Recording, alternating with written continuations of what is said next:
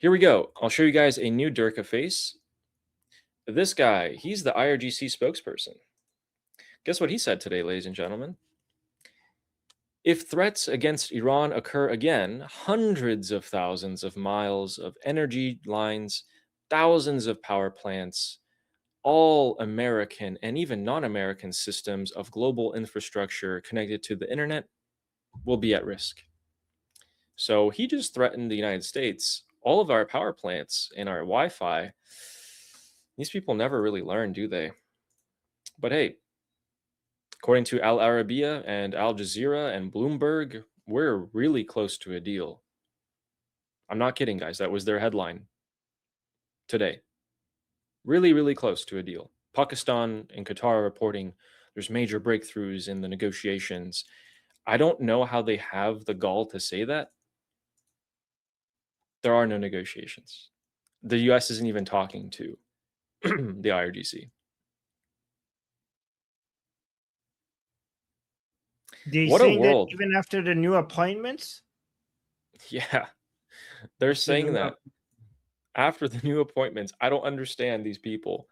I don't understand how, I mean, maybe Pakistan is having a little sunk cost fallacy where they just think, hey, we put so much time and effort into this, might as well keep on going and not cut our losses, which is interesting to say the least. I mean, whatever, right? But these are the new appointments.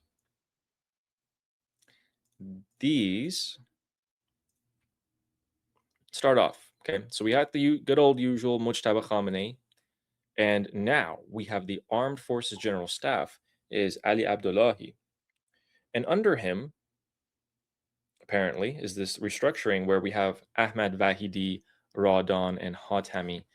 But let's just focus on Vahidi here.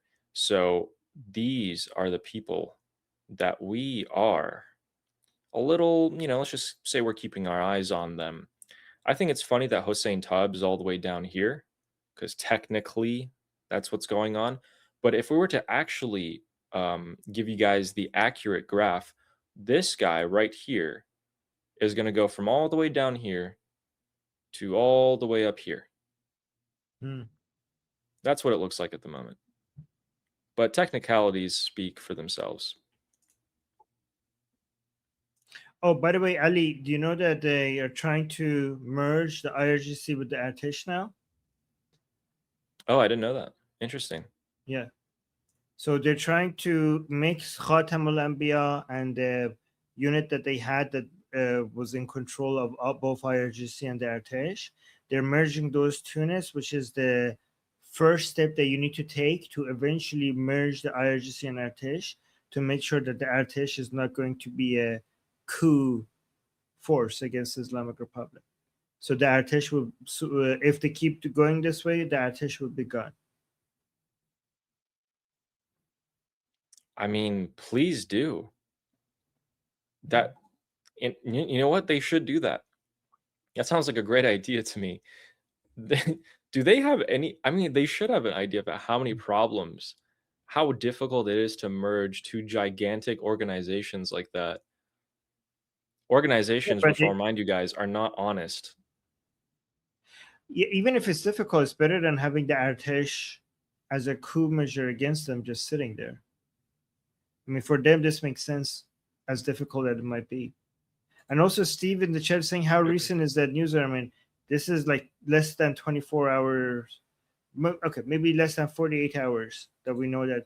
Ever since these appointments were made, we now know that they're trying to merge the Artesh and the IRGC.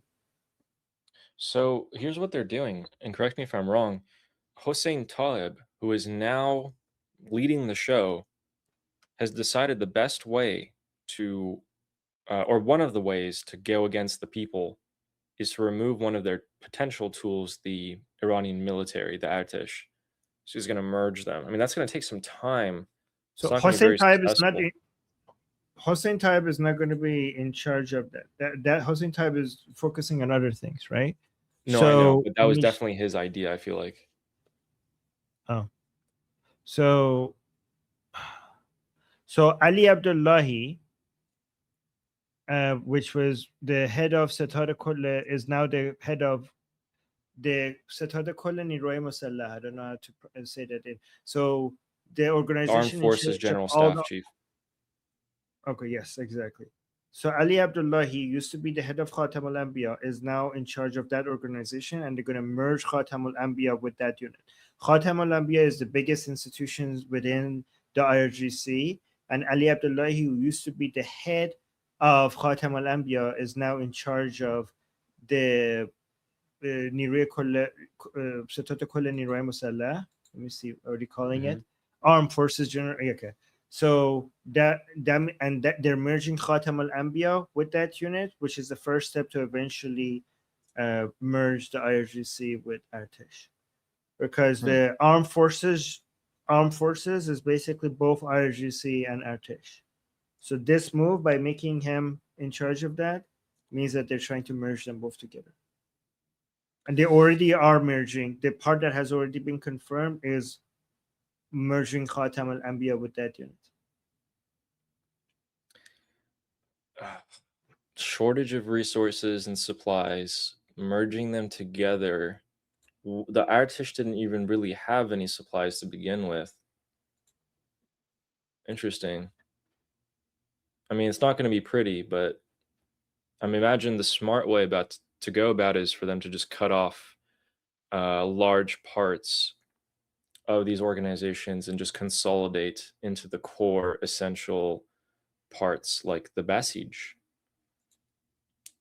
Okay. So the Basij is separate from the armed forces, because the Basij is, so the armed forces is mostly, so the Basij is part of IRGC, but I think when we're talking about the armed forces, we're mostly talking about the Quds Army, the IRGC's Navy, IRGC's Air Force, and IRGC Ground Force. The Basij are sometimes armed, but it's a wider network of plainclothes people in the streets that are more like a morality police rather than traditional armed forces. Oh, there you go. You have that actually. Ground Forces, Navy, Air Force. Okay, yes, see that. Ground Forces, Navy, Quds Basij Organization. Okay, yeah. By the way, this guy. Yeah, you see intelligence organization. Okay. Yeah. That's under IRGC. That used to be what Hossein Taeb was in charge of at some point. Yeah. This guy. Oh. Okay, we'll go back down. Where'd he go? There he is, Navy. This guy is responsible for hitting all the ships. He gives the order.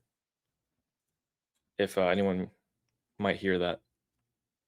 We need a new boom boom sheet now, not because anybody died, but because people have been moved around. Man, it would really suck if this guy down here were to, something happened to him. Be terrible. So can I show some pictures? Yeah. Of the new appointments? Okay, so here, let me show. Okay, so that's Ali Osmai right there. He's the new commander of the IRGC Navy, not the Artesh Navy, but the IRGC Navy. So this is now the guy in charge of the Strait of Hormuz and attacking the commercial ships and everything, and basically defending against American attacks. Oh my God. And then we have here, I mean, you guys all know this guy. Hossein Taeb is now the head of the Basij. And then we have Ahmad Vahidi being confirmed as the head of the IRGC. Up until now, he was not officially head of IRGC, but now Mojtaba finally confirmed him as the head of. Why is that important?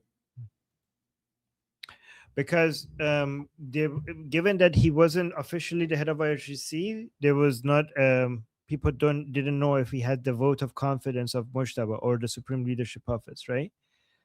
Because it wasn't official. He was basically his position was this position before up until yesterday or 2 days ago, but his position was the successor of the head of IRGC. And now he's not the successor of head of IRGC, but he's the head of IRGC. And this guy now, Mustafa Izzadi, is the successor of the head of IRGC. So if he dies, this guy is going to be the head of IRGC.